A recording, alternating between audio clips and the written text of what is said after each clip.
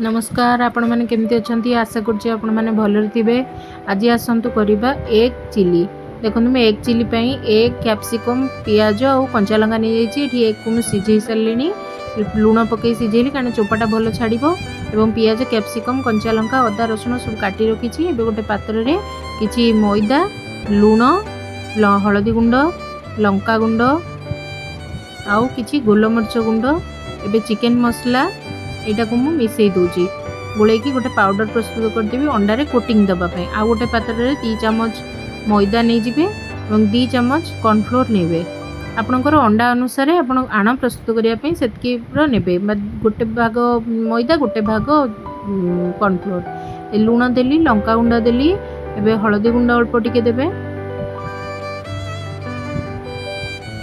किसी सेजवान चटनी देबे थीब जदि देबे नथिले न देबे स्किप करदेबे। गोलमरीच गुंड देली एटार चिकेन मसला अल्प टिके देवी कौन पाउडर मसला थिले आपण देबे। ताको एबे पानी देकी ताको एबे आणटा प्रस्तुत करी। आणटा बेसी मोटा हेनी कि बेसी पतला हेनी जमी आलू चपर आण तैयारी करती से भाया आपको भल भाव में मिसई देवी। आदि जमी आ मैदा कि कॉर्नफ्लोर माने पाउडर रही पूरा मिक्स करदेवी। देखो बढ़िया भागे मिक्स कर देछि। देखो एतकी ये रखिए बेसी पतला करें पतला कले अंडारू आणटा छाड़ी जीवो। एबे मु ग्रेवी करने की आपणकर जो चिली एग करेंगे तार ग्रेवी करने कॉर्नफ्लोर चमची आउ टमाटो सॉस आउ एथिरे चिली सॉस हाफ चम्मच आउ सोया सॉस बा डार्क ब्लैक सॉल्ट बा ब्लैक सॉस जो थाए से चमची पकेबे। एथिरे यहाँ पानी देकी भल भाव में सेजवान चटनी हाफ चम्मच देली एथिरे पानी देकी मुझे गोटे घोल प्रस्तुत कर रखी। एबे देखो अंडा सीझी जाइए अंडार चोपा छड़ी देती। देखो मुझे 4 खंड कर छोट छोट करके काटिकी स्क्वायर स्क्वायर साइज रखीदेवी जमती कि आम पनीर कटा जाए सेमती काटिकी रखी। देखो मुझे सब प्रस्तुत कर रखीदे। एवं चलतु एवं फ्राए पैन बसैबा और कोटिंग करके अंडा को छाणीदेवा। देखो प्रथम मुझे डस्टिंग करदेली जो मैदा पाउडर गोल रखी सब से डस्टिंग करदेली अंडा सागर। तापर जो आणटा प्रस्तुत करते से पकईकी आपड़ पैन गरम हो तेल तादे पकईकी छाणवे। देखो मोर डस्टिंग सारिक मुझे पकाऊँगी ना हाथ में लगिज आप लगिगला डस्टिंग पाउडर हो पारे आग डस्टिंग कर अल्प किसी आणे पकईदेवे।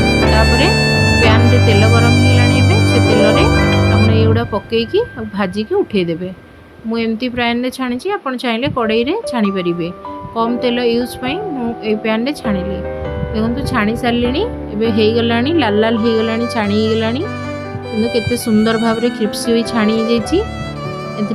देखो पूरा कोटिंग लगी रही जदि पतला करदे कोटिंग लगे जेहेतु अंडाटा स्लीप करे तेणु कोटिंग छाड़ीज पतला गले। एवं देखो छाणिकी मुझे रखीदे कड़ाई रे किसी तेल देती फ्राइन पैन रे एवं तादे मु अदा प्याज रसुण काटी रखी जो सेटा तो पकई देती अल्प किसी समय भाजी दे तादे कंचा लंका गोटा फाड़िकी रखी तादे देती। एवं किसी समय मुझे फ्राए करदेली। फ्राए कर सारापर एवं काटी रखी पियाज आउ कैप्सिकम को देदेवा।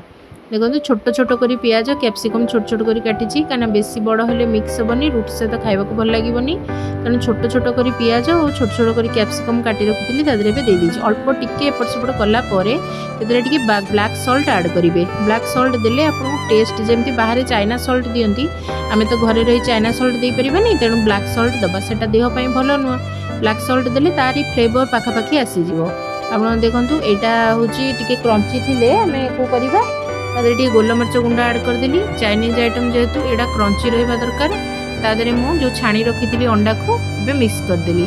टिके एपट सेपट कर सारापर से जो सॉसटा आम बनई रखी थे ग्रेवी सेटा देदेवा। देखो यहाँ मुझे भल भाव में मिसईदेवा।